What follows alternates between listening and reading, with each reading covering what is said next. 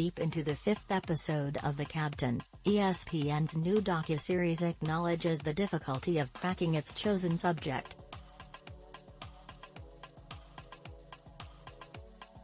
Derek Jeter might have been a stellar shortstop, and an iconic Yankees player whose meteoric rise and waning career mirrored his team's own trajectory as a New York sports dynasty. But he is also, according to both himself and the many frustrated journalists who couldn't get past his surface, an extremely careful, boring interview. That's by design, Jeter confirms on camera, letting loose a genuine grin at the admission.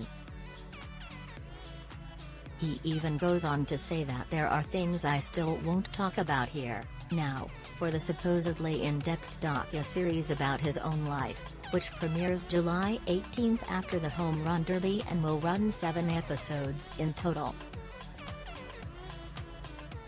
That contradiction lies at the heart of Randy Wilkins' The Captain, which can generally only go as deep as Jeter himself will allow. The picture that emerges in the early episodes, as per Jeter himself, is one of a consummate professional who worked hard, earned success, and avoided distractions at all costs. As a rule, the closest Jeter gets to revealing anything remotely personal is acknowledging how much growing up biracial in Kalamazoo, Michigan formed his "gotta be twice as good as everyone else" mentality going forward. Interviews with Jeter's black father, white mother, and biracial sister underline that fact, making clear that even when white journalists thought of Jeter as colorless, a direct quote from a Yankees beat reporter in a later episode, much to Jeter's clear and atypical fury, it couldn't be further. This discussion about the perception of Jeter, as a star and as a black athlete who got passes others even on his team didn't, proves particularly fascinating, as could be expected from a series that also counts Spike Lee as an executive producer.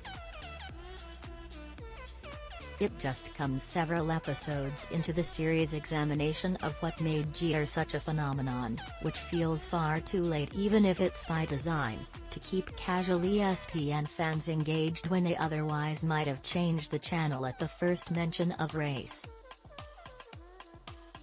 When talking about baseball, Jeter follows his career standard by keeping his quotes as straightforward as possible.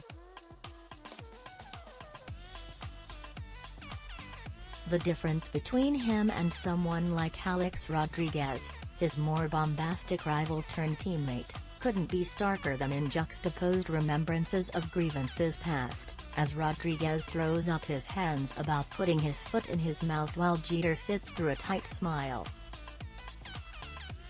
With Jeter being far from the most revealing interview in the series, The Captain inevitably becomes more of a deep dive on the Yankees of the late 90s and early aughts as a cultural juggernaut, while remaining anchored to Jeter's presence as its narrative constant. So if you're a baseball enthusiast in general, or even just casually cognizant of the Yankees' total domination at the turn of the century, there's plenty to chew on here.